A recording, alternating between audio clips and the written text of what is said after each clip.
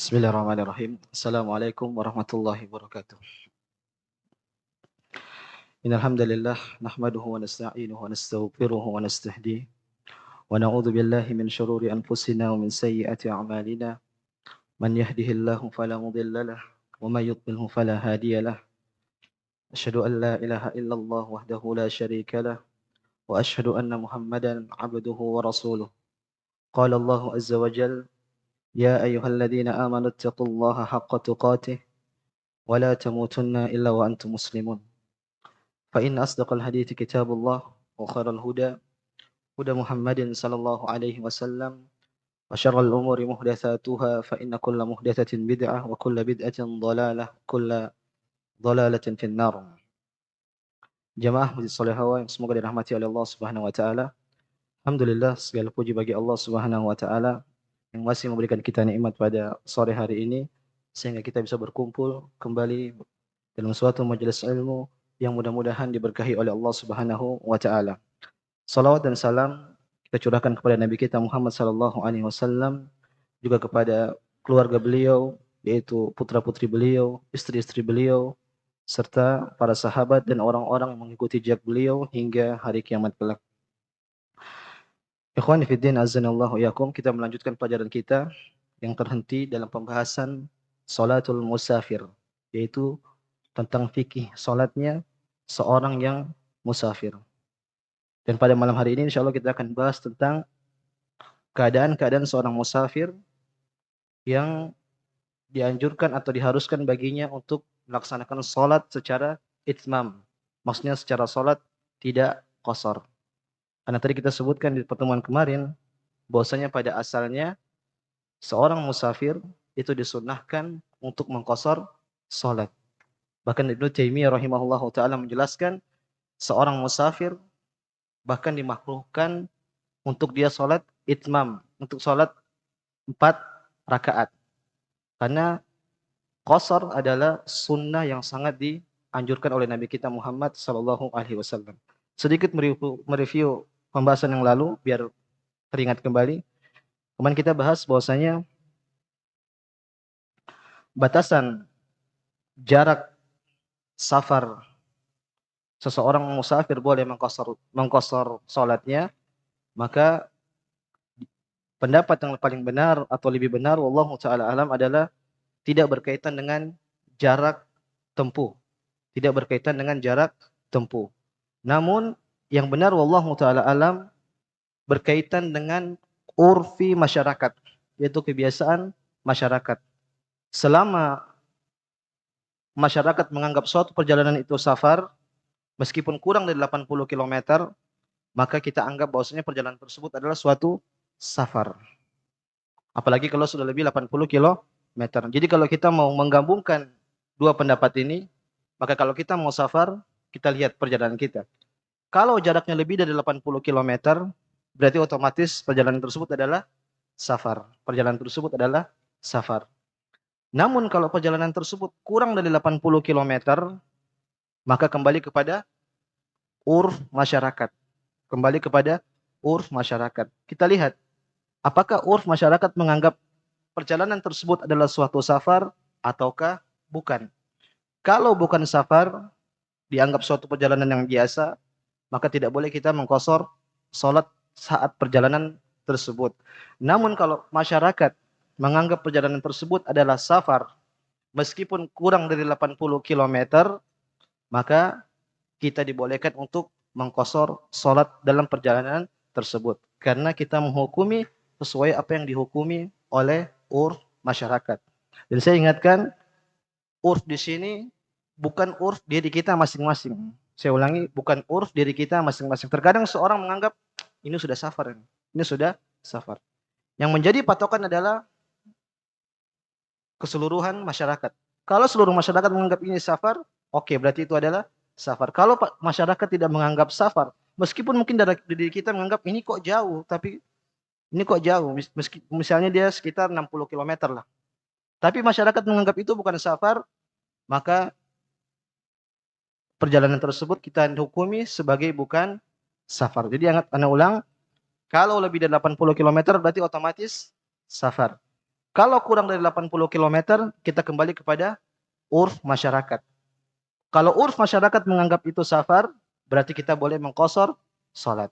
Kalau urf masyarakat menganggap ini bukan safar, berarti kita tidak boleh mengqashar salat. Wallahu taala alam. Ini berkaitan dengan jarak safar yang membolehkan seseorang bisa mengqashar salat. Kemudian berkaitan dengan batasan safar. Telah kita bahas pada pertemuan yang lalu, berapa lama seseorang boleh safar, boleh mengqashar salat di saat safarnya. Dan kemarin kita jelaskan bahwasanya para ulama ketika mentahdid, membatasi berapa lama seseorang boleh mengqashar salat ketika di safarnya, maka para ulama khilaf dengan berbagai pendapat. Syekh Utsman menyebutkan setidaknya sekitar 20 pendapat. 20 pendapat. Namun yang masyhur seperti dikatakan oleh jumhur ulama mengatakan bahwasanya kalau safarnya tersebut lebih dari 4 hari, misalnya dia safar 5 hari, maka sejak dia tiba dia tidak boleh qashar. Paham? Ini perkataan jumhur. Jumhur ulama mengatakan kalau seseorang safar 5 hari di atas 4 hari, misalnya 5 hari, maka sejak ketibanya dia tidak boleh qashar. Ini pendapat jumhur. Pendapat yang lain seperti pendapat Syekh Utsaimin, pendapat Zahiriyah menyatakan bahwasanya selama seseorang safar, maka boleh dia mau qashar sampai kapanpun. Selama dia dikatakan seorang safar, maka dia boleh mengqashar sampai kapanpun. Dan pendapat yang lebih rajih wallahu taala alam, dan ini pendapat yang dipilih oleh Ibnu Abbas radhiyallahu anhuma dan juga dipilih oleh Imam Bukhari rahimahullah, bahwasanya safar seseorang boleh mengqashar salat selama berapa? 19 hari. Selama 19 hari. Misalnya seseorang dia tahu dia akan safar di Jogja selama 20 hari. Maka boleh bagi dia mengqashar salat selama 19 hari. Nanti hari ke-20 dia harus apa Pak? Salatnya itmam, harus salatnya 4 rakaat. Jadi yang pendapat yang lebih benar wallahu taala alam 19 hari. Namun pendapat yang tadi kita kemukakan bahwasanya semuanya memiliki dalil yang kuat, sama-sama memiliki dalil. Setidaknya kita memilih pendapat Ibnu Abbas karena Ibnu Abbas adalah seorang sahabat. Setidaknya kita punya salaf yang bisa kita jadikan hujjah. Wallahu taala alam.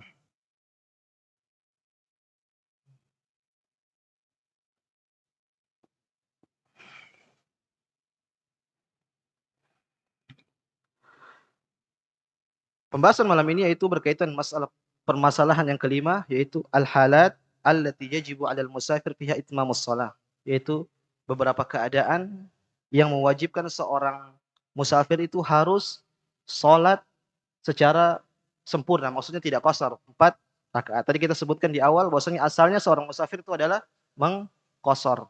Namun ada beberapa hal yang mengharuskan musafir ini harus salat 4 rakaat. Keadaan pertama yaitu idza tammal musafir bimuqimin fayalzamhul itmam liqauli sallallahu alaihi wasallam innama ju'ila al-imam liyutamma bih. Keadaan pertama yaitu ketika seorang musafir dia salat di belakang imam yang mukim. Seorang musafir yang salat di belakang seorang imam yang mukim. Maka misalnya ketika dia salat zuhur di suatu masjid, dia musafir. Kemudian ternyata imamnya salat 4 rakaat, maka sang musafir juga harus menyelesaikan salat sebanyak 4 rakaat. Dalilnya apa? Sabda Nabi sallallahu alaihi wasallam, "Innama ju'ilal imam yu'tamma bih." Sesungguhnya imam itu untuk diikuti. Dijadikannya imam itu untuk diikuti. Kemudian juga dalil dari Ibnu Abbas radhiyallahu anhuma, beliau pernah ditanya tentang salat secara itmam, secara sempurna di belakang imam yang mukim, maka beliau mengatakan tilka sunnatu Abil Qasim. Salat 4 rakaat itu di belakang imam yang mukim adalah sunnah Nabi sallallahu alaihi wasallam. Jadi kalau misalnya kita safar, kita misalnya di rest area, lagi perjalanan safar, kemudian tiba waktu duhur, kita berhenti di suatu masjid, kemudian imamnya salat duhur 4 rakaat, maka kita pun harus mengikut sebanyak 4 rakaat. Apa batasan harus 4 rakaat. Maksudnya begini, tidak mesti harus dapat 1 rakaat. Misalnya kita masuk dalam jamaah, meskipun kita hanya mendapat tasyahud akhir, maka kita harus sholat 4 rakaat. Perhatikan, tidak mesti kita harus mendapatkan 1 rakaat. Ketika kita masuk dalam sholat jamaah, kemudian kita masuk misalnya paling kita dapat di tasyahud akhir, kita duduk Allahu Akbar, kemudian kita tasyahud akhir, kemudian imam salam, maka setelah kita melanjutkan sholat kita lanjutkan banyak 4 rakaat. Ini kalau kita tahu imamnya adalah imam yang mukim, yang sholatnya tadi 4 rakaat. Jadi tidak mesti 1 rakaat. Sedikit kita masuk dalam sholat, berarti kita harus menyempurnakan sholat banyak 4 rakaat. Ini keadaan yang pertama. Keadaan yang kedua, yaitu idza tamma biman yashukku fihi hal huwa musafirun aw mukim. Ini kita sholat di belakang imam yang kita nggak tahu ini imamnya sholatnya imamnya mukim atau imamnya musafir, atau imamnya sholat 4 rakaat atau imamnya sholat 2 rakaat. Fa idza dakhala fi sholati khalfa imamin wa la yadri huwa musafiran aw mukim ka an yakuna fil matar wa nahwihi fa innahu yalzamul itmam. Kata muallif di sini, kalau seandainya kita sholat di belakang imam dan kita nggak tahu imamnya ini musafir atau mukim, apakah dia sholat 4 rakaat atau 2 rakaat, apa yang kita harus lakukan? Kata muallif, maka kita harus sholat 4 rakaat. Kita harus sholat 4 rakaat. Beliau berdalil mengatakan di annal qasra labudda min niyatin jazimah. Kata beliau dia mengatakan karena kalau kita mau qasar sholat itu niatnya sejak awal harus tegas. Sejak awal niatnya harus tegas. Kalau kita sholat di belakang imam yang kita tidak tahu ini mukim atau musafir, maka kata beliau ini berarti kita niatnya enggak tegas, taraddud, bingung. Sedangkan kalau orang mau sholat qasar, niatnya harus benar-benar jazim, tegas. Maka kata beliau, amma ma'at taraddud fa innahu yutim. Maka kalau seorang dia ragu-ragu ini imamnya 4 rakaat atau 2 rakaat, maka dia sholat harus 4 rakaat. Ini pendapat yang dipilih muallif. Namun jamaah yang dirahmati oleh Allah Subhanahu wa taala, ini asalnya adalah permasalahan khilaf para ulama. Dari mana muncul khilaf permasalahan ini? Yaitu para ulama berselisih pendapat. Apakah jamak dan qasar itu butuh niat sejak awal? Paham? Ketika seseorang mau menjamak atau menqasar, apakah membutuhkan niat sejak sebelum takbiratul ihram? Sejak awal salat? Para ulama khilaf. Ada yang mengatakan jamak dan qasar harus membutuhkan niat. Sebagaimana yang dipilih oleh muallif ini. Sebagian ulama lagi mengatakan bahwasanya niat sama jamak itu tidak butuh niat. Tidak butuh niat. Dan wallahu taala alam, pendapat yang lebih mendekati dalil, lebih benar wallahu taala alam adalah bahwasanya jamak dan qasar itu tidak butuh dengan niat sejak awal. Saya ulang, jamak dan qasar itu tidak butuh niat sejak awal salat. Dan ini pendapat dikemukakan oleh Ibnu Taimiyah rahimahullahu taala. Beliau mengatakan, saya bacakan, annal qasra la yahtaju ila niyatin. Qasar itu tidak butuh terhadap niat. Bal dukhulul musafir fi salatihi ka dukhulil hadir. Seorang musafir kalau mau salat itu, maka dia seperti seorang yang tidak safar ketika mau salat. Maksudnya begini, ketika seseorang tidak safar, kita ini maksudnya, kalau kita salat apakah kita niat 4 rakaat? Enggak kan? Enggak kan? Maka begitu pula musafir. Musafir ketika dia salat sedang dia safar, maka dia tidak butuh niat untuk qasar. Dia seperti sudah semestinya dia salat harus qasar. Semestinya dia sudah harus qasar. Paham yang Anda ngomong? Saya ulang, kalau orang mukim ketika salat duhur, enggak perlu niat 4 rakaat kan? Demikian pula musafir. Musafir ketika mau qasar salat ketika dia safar, maka tidak butuh dia untuk meniatkan qasar. Kenapa? Karena seorang musafir, dijelaskan oleh para ulama, asalnya itu dia sholatnya qasar. Asalnya dia sholatnya qasar. Dalilnya apa? Dalil dari Aisyah radhiyallahu taala anha, dia menjelaskan bahwasanya Nabi pernah bersabda, dia pernah menjelaskan bahwasanya sholat itu ketika di awal kali, pertama kali diwajibkan itu 2 rakaat, 2 rakaat.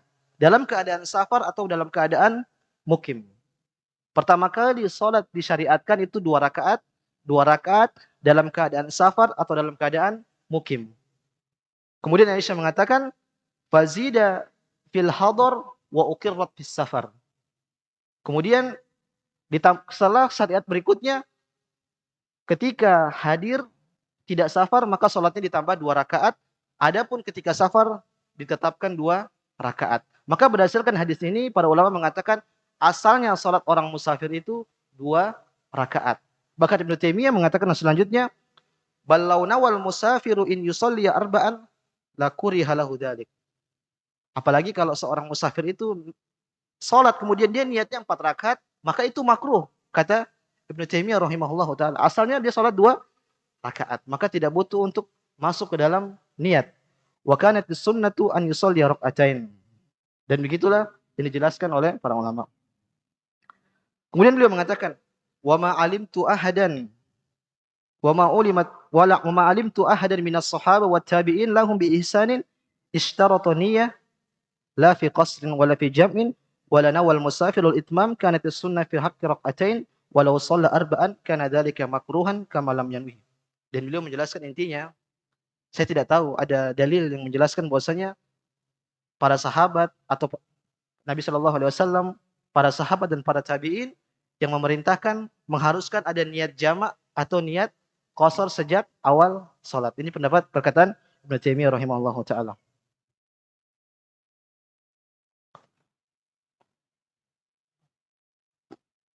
Di antara dalil yang kuat juga beliau mengatakan ketika Nabi Shallallahu Alaihi Wasallam melaksanakan haji,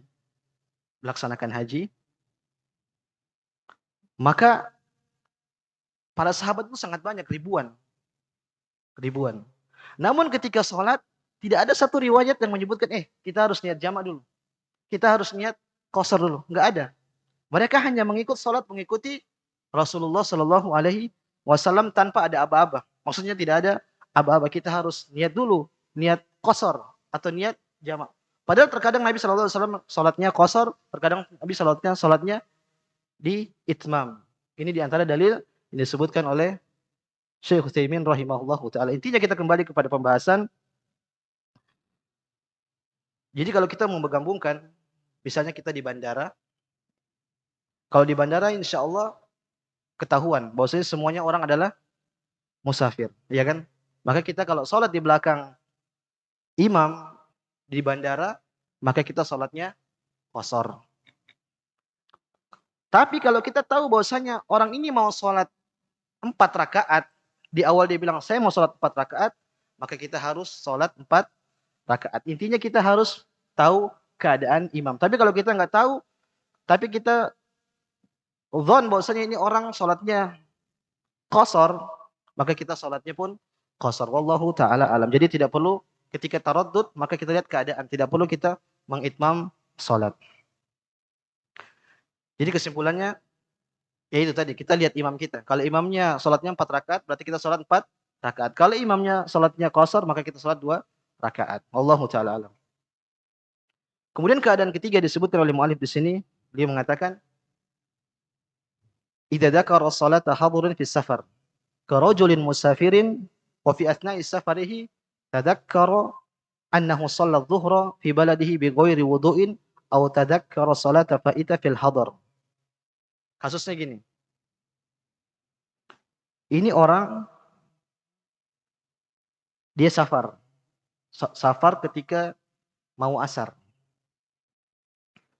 Jadi ketika mau asar dia safar. Sebelum asar, misalnya jam-jam 2 dia safar. Dia sudah sholat zuhur. Ketika di perjalanan dia teringat, wah, sholat zuhur saya tadi tanpa wudu. Paham kasusnya? Dia safar jam 2. Dia sholat zuhur tadi di Solehawa misalnya jam 12. Ketika sampai di Cikampek, Dia sadar, wah tadi saya sholat di Solehawa itu tanpa wudhu. Otomatis sholatnya jadi batal kan? Sholatnya tidak dianggap. Maka dia harus sholat nanti di rest area daerah Cikampek. Nah, dia harus sholat berapa rakaat? 2 rakaat atau 4 rakaat? Di sini mu'alif mengatakan bahwasanya huna yulzimuhu an yusalliya tammah. Mu'alif mengatakan orang seperti ini meskipun dia sedang safar sudah di jalan, dia harus sholat menggantikan sholat duhurnya tadi, sholatnya sebanyak 4 rakaat. Paham? Sholat 4 rakaat. Dalilnya apa? Hadis Nabi Shallallahu Alaihi Wasallam, "Man nama an salatin, au nasiyaha, falyusalliha idza dzakaraha." Barang siapa yang ketiduran, lupa sholat, atau dia lupa sholat, maka ketika dia ingat dia harus langsung sholat. Sholat menggantikan yang dia lupa tadi. Ini pendapat muallif. Jadi saya ulang bahwasanya seorang sholat di Solehawa, sholat duhur, kemudian dia mau safar ke Jogja misalnya, sampai di Cikampek, dia ingat, wah tadi saya sholat di Solehawa itu tanpa wudhu. Atau misalnya, saya lupa sholat duhur, misalnya gitu ya. Intinya dia lupa sholat duhur atau sholatnya tidak dianggap pada sholat duhur. Maka dia harus kerjakan pada saat itu sebanyak 4 rakaat meskipun dia sedang di jalan. Ini keadaan ketiga. Kemudian keadaan keempat, beliau mengatakan, idza ahramal musafiru bi shalatin yalzamuhu itmamuha fa fasadat wa'adaha. Ka'an yusalliyal musafiru khalfa muqimin fayulzimuhu fi hadhihi al-hala al-itmam. Fa idza fasadat alaihi hadhihi as-shalah thumma a'adaha lazimahu i'adatuha tammah li'annaha i'adatun li salatin wajibatil itmam. Yang keempat ini kasusnya gini. Seseorang musafir, dia sholat di belakang imam mukim. Taruhlah sholat di Solehawa. Kemudian ketika sholat, dia batal. Mungkin buang air besar, atau pengen kencing, akhirnya dia batalkan sholatnya. Dia ke kamar mandi. Maka ketika dia mengulangi sholatnya, dia harus tetap itu. Begini, contohnya salah. Misalnya saya safar ke Jogja. Saya sholat di Masjid Maba misalnya. Ada di masjid namanya Maba. Ketika saya sholat duhur di situ, saya sholat berarti berapa rakaat? 4 kan? Karena saya di belakang imam mukim. Saya sholat 4 rakaat. Kemudian di rakaat ketiga, saya sakit perut. Akhirnya saya batalkan sholat, saya selesaikan hajat saya kembali, ternyata imam sudah salam, sudah selesai. Pertanyaannya, kalau saya mau sholat lagi, saya harus sholat 2 rakaat atau sholat 4 rakaat? Saya musafir. Menurut mu'alif di sini, kita harus sholat 4 rakaat. Kenapa? Karena kita mengulangi sholat kita yang tadi kita batalkan. Jadi ada dua permasalahan. Yang pertama tadi, yang tadi kasus di Cikampek, sudah sholat tapi batal lupa wudhu, ternyata dia di sana harus sholat 4 rakaat. Kasus kedua, sholat di belakang mukim, tapi saya musafir. Ketika saya batalkan sholat saya, kemudian saya sholat ulang, berarti saya harus sholat 4 rakaat. Ini pendapat yang dikemukakan oleh muallif. Namun, ini adalah masalah khilafiyah kembali. Masalah khilafiyah. Ini pendapat yang dipilih oleh Hanabilah. Madhab Hanbali. Madhab jumhur ulama tidak demikian. Madhab jumhur tidak mengatakan demikian. Ini pendapat Hanabilah. Madhab jumhur mengatakan bagaimana? Ya sudah kalau lupa sholat di sini tadi, kasus yang pertama tadi. Sudah sholat zuhur di sini, kemudian lupa wudhu, kemudian sampai di Cikampek. Teringat, saya belum wudhu tadi sholat di sini. Maka ketika dia sholat di Cikampek, dia boleh qashar. Dia boleh qashar. Kenapa? Karena dia sedang musafir. Demikian juga kasus yang kedua tadi. Yang saya sholat di Masjid Maba misalnya. Masjid Abdurrahman bin Auf. Ketika saya sholat awalnya itmam 4 rakaat di belakang imam yang mukim. Kemudian di rakaat ketiga saya batalkan sholat saya gara-gara sakit perut. Kemudian saya kembali ternyata imamnya sudah salam. Maka saya boleh sholat 2 rakaat. Tidak harus 4 rakaat. Ini pendapat yang lebih benar, wallahu taala alam. Jadi disebutkan oleh para ulama bahwasanya kaedahnya adalah keadaan sewaktu kita melaksanakan sholat. Ini pasang kaedah. Kaedahnya adalah keadaan saat kita melaksanakan sholat. Maksudnya bagaimana? Selama kita musafir berarti kita boleh qasar. Boleh qasar. Demikian juga sebaliknya. Misalnya saya dari Jogja. Saya mau pulang ke Jakarta. Kemudian saya nggak sholat. Saya sengaja jamak takhir. Ketika saya sampai di Jakarta, misalnya saya sampai di sini jam 9 malam. Berarti saya belum sholat apa? Maghrib sama Isya. Ketika saya sampai di sini, berarti saya harus sholat berapa rakaat, Pak? 3 sama 4. Karena saya sudah sampai di sini. Jadi yang menjadi patokan adalah keadaan seseorang ketika melaksanakan sholat. Adapun pendapat yang tadi, yang Hanabila, mereka punya kaidah juga. Mereka mengatakan, kalau suatu ibadah tercampur antara mukim dan tidak mukim, safar dan mukim, maka menangkan mukim, kata mereka.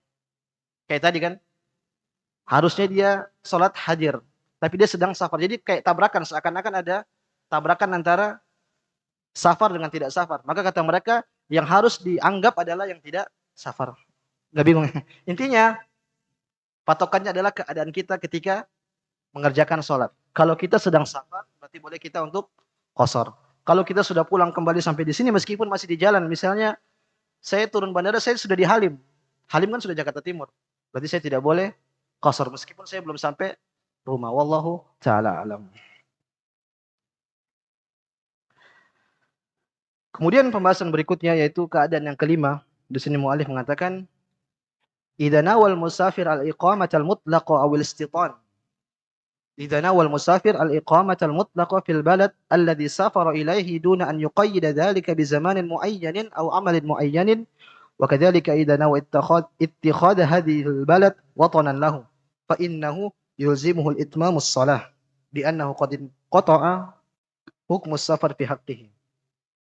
Ini misalnya seseorang dia pergi dan niat ingin tinggal di sana. Jadi kalau istilah fuqaha ada namanya mukim, ada namanya musafir, ada namanya mukim, ada namanya mustautin. Ini antum baru dengar kan jangan-jangan. Yang ketiga namanya mustautin. Ada musafir, mukim, mustautir. Musafir antum udah tahu, paham kan? Kalau mukim berarti orang yang menetap. Dia safar tapi dia menetap, tapi dia belum jadi warga situ. Yang ketiga adalah dia pindah tempat, pindah daerah. Misalnya asalnya saya dari Sorong, Papua, saya pindah ke Jakarta, berarti saya mustautin di sini. Saya sudah punya KTP Jakarta, berarti saya seorang mustautin. Tapi kalau misalnya saya masih punya rumah di Sorong, terus kemudian seperti saya kuliah di Jember, misalnya saya kuliah di Jember, maka status saya di Jember itu adalah apa, Pak? Mukim. Karena saya belum pasti tinggal di sana. Itu namanya mukim. Adapun kalau pas saya pindah sekarang di Jakarta, saya punya KTP Jakarta, meskipun saya bukan orang Jakarta, saya adalah mustautin.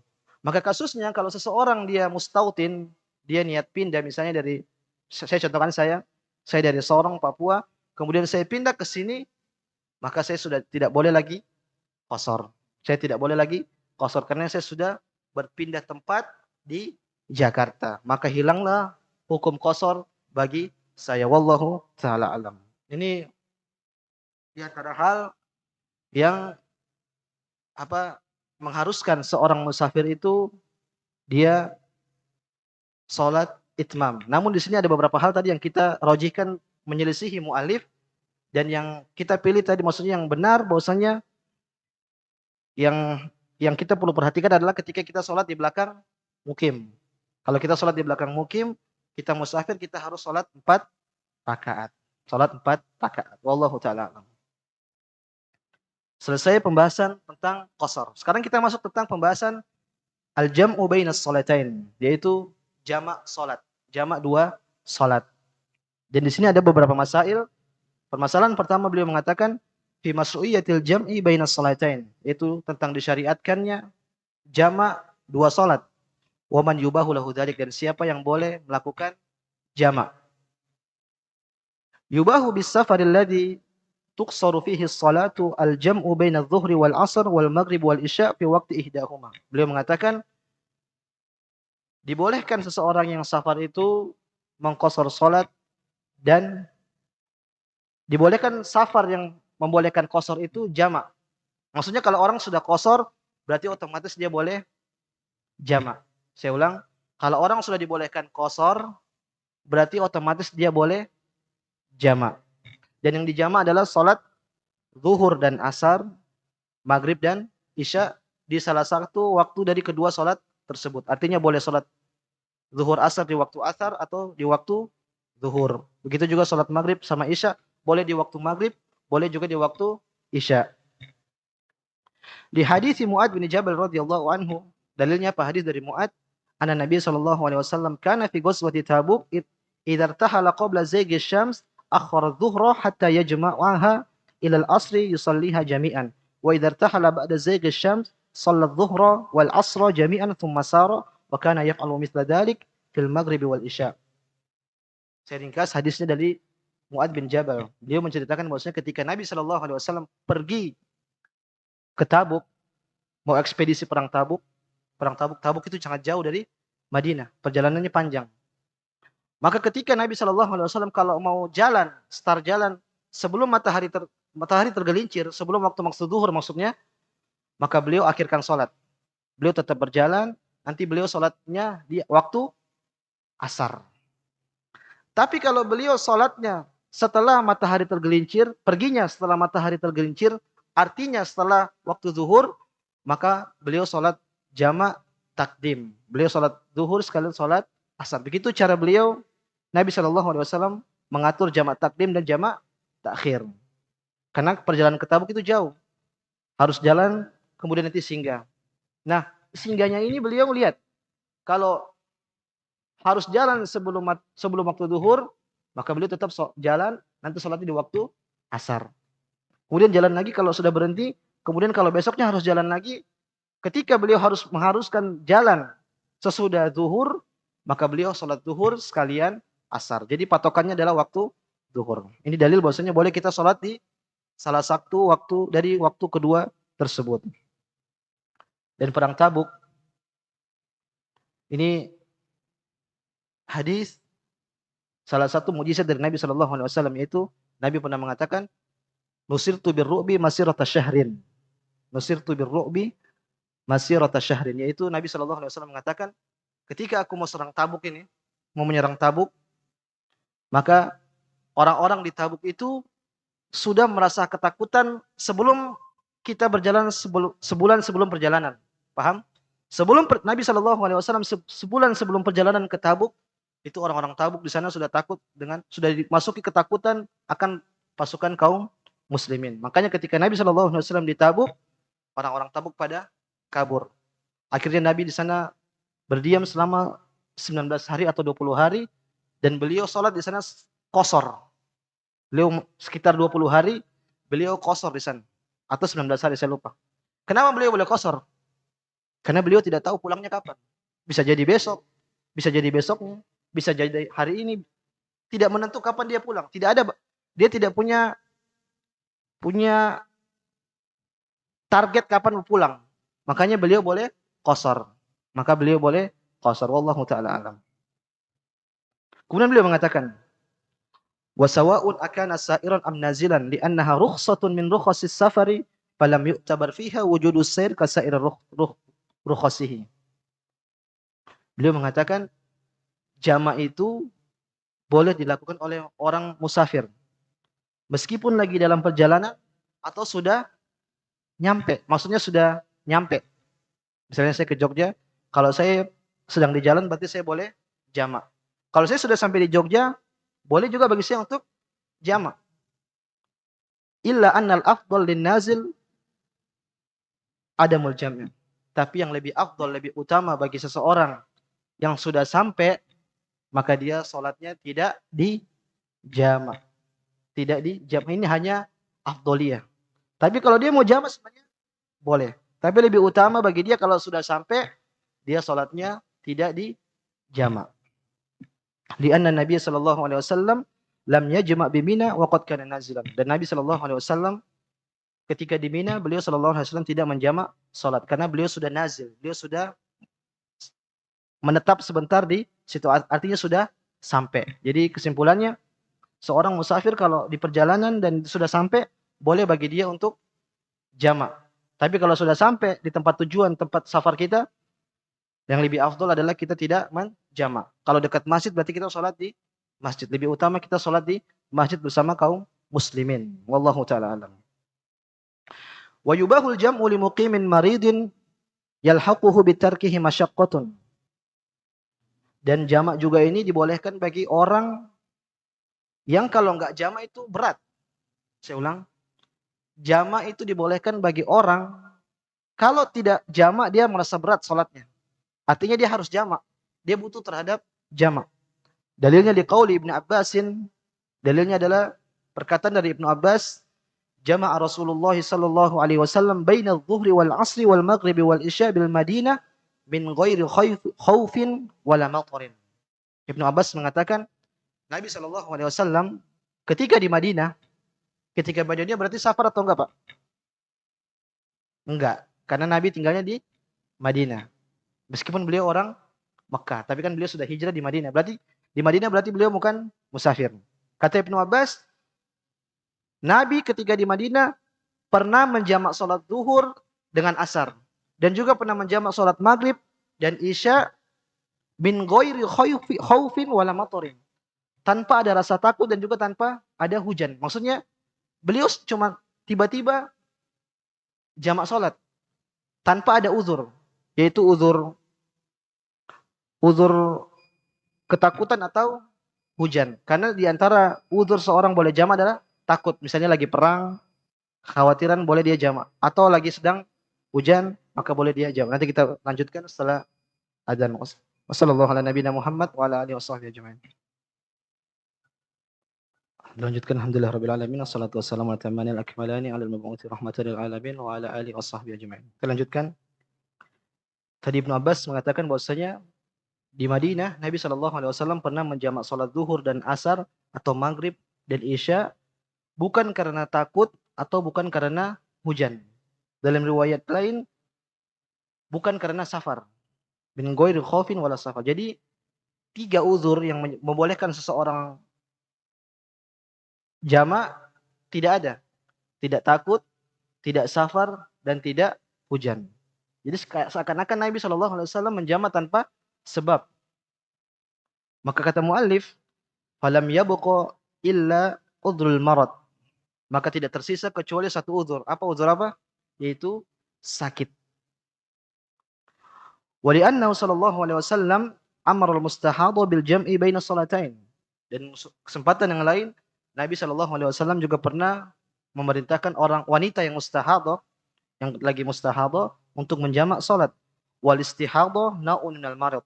Dan istihadha itu bagian dari penyakit. Maksudnya orang kalau mustahadha berarti dia sedang sakit. Wa qad qila Ibnu Abbas fil hadits al-madhi lima fa'ala dzalik. Dalam riwayat lain ketika Ibnu Abbas menyampaikan hadis tadi bahwasanya Nabi seakan-akan menjamak salat tanpa sebab, maka Ibnu Abbas ditanya, kenapa Nabi sallallahu alaihi wasallam melakukan demikian? Alasannya apa? Maka kata Ibnu Abbas, kaila yuhrija ummatahu, agar tidak memberatkan umatnya.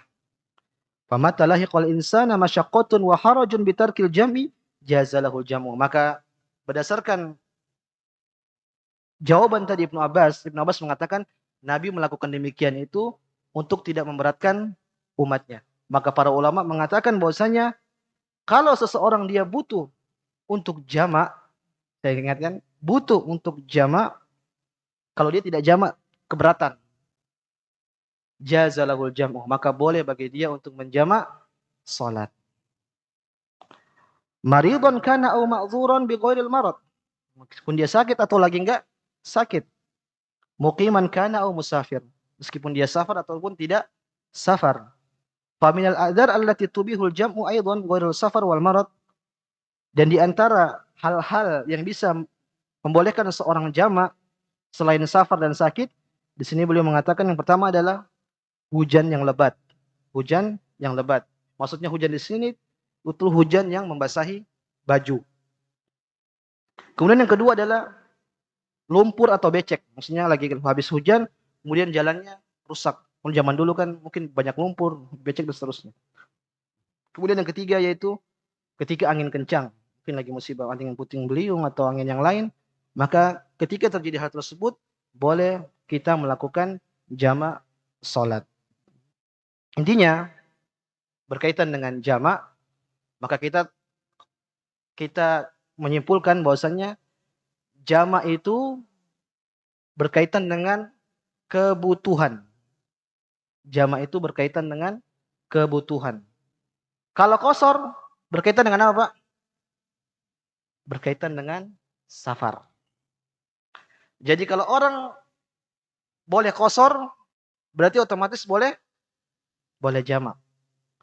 Orang boleh jamak, apakah otomatis boleh qashar? Tidak. Karena bisa jadi dia nggak musafir. Sedangkan orang yang boleh qashar adalah orang musafir. Selain musafir tidak boleh qashar. Sakit pun nggak boleh qashar. Tetap sholatnya harus itmam, harus sholatnya lengkap. Maka kesimpulannya saya ulangi, qashar berkaitan dengan safar. Kapan orang safar berarti dia boleh qashar. Kalau jamak berkaitan dengan kebutuhan. Meskipun orang tersebut lagi tidak safar, maka boleh bagi dia untuk menjamak kalau dia sedang butuh. Sebagian para ulama menjelaskan misalnya disebutkan tentang kalau Idul Adha. Idul Adha, sebagian ulama berpendapat bahwasanya kalau seorang lagi sibuk nyembelih, kan kalau orang apalagi kalau di masjid-masjid besar biasanya banyak sapinya, banyak kambingnya, malah boleh bagi dia untuk menjamak salat karena butuh dan tidak sering-sering kan, hanya sesekali. Jadi saya ulangan bahwasanya jamak berkaitan dengan kebutuhan, namun jangan jadi kebiasaan. Allah tahu dengan hati antum. Jangan sedikit-sedikit mau jamak, enggak benar juga. Sekali-sekali kalau ada butuh, misalnya lagi sakit atau apa yang lainnya, maka kita boleh untuk jamak. Dan kalau enggak safar, ingat enggak boleh di qashar. Tidak boleh di qashar.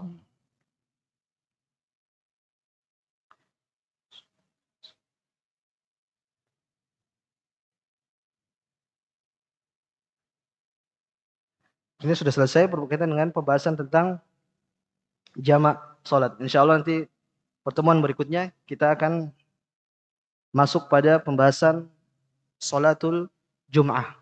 Berkaitan dengan salat Jum'ah. Mudah-mudahan bermanfaat bagi kami dan pribadi dan jamaah sekalian. Kalau ada benarnya datang dari Allah Subhanahu wa taala. Kalau ada salahnya murni dari kejahilan Anda dan Anda siap rujuk dari kesalahan tersebut. Subhanakallahumma bihamdik asyhadu an la ilaha illa anta astaghfiruka wa atubu ilaik. Assalamualaikum warahmatullahi wabarakatuh.